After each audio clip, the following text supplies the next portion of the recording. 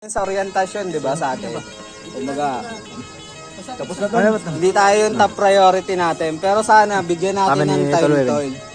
Kasi, kung kayo residente nahihirapan, advice lang namin, ha. Hindi kami naninermon. Ito lang kasi, danas na namin. Hindi naman kami tatagal ng ganito.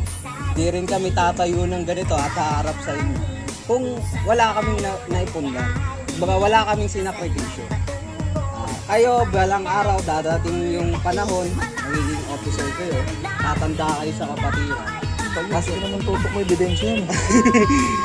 Yun nga, tatanda kayo sa kapatiran. Yung sakripisyo na ginagawa niyo bilang membro, doble yung ginagawa ng officer natin. Kasi, example, kung meron tayong sakit sa ulo, na residente, siya yung magdidisiplina.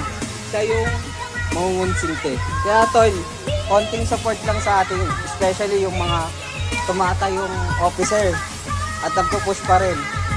Kung makita nyo man na kulang sila, hindi sila buo, wala yung GT natin, or sila ano lang, sila Tol Bayabas, si Tol Sammy. Grateful ako dyan kasi yung pinundar namin nila Tol Webe.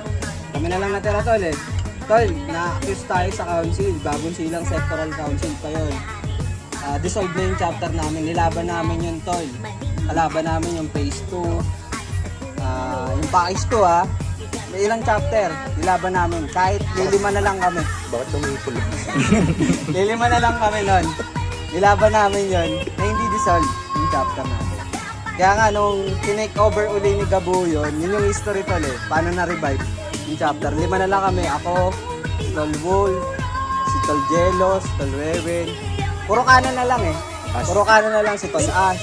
Si Mar Na siya ngayon. Ito, di mo banggitin to? Tumak na wala yun. Ngayon, puro kanan na lang yung natira. Yung kaliwa na wala na. So yun, binuhay namin yun. Ilang years namin sinagupat sa councilor. Yun yung history ng chapter.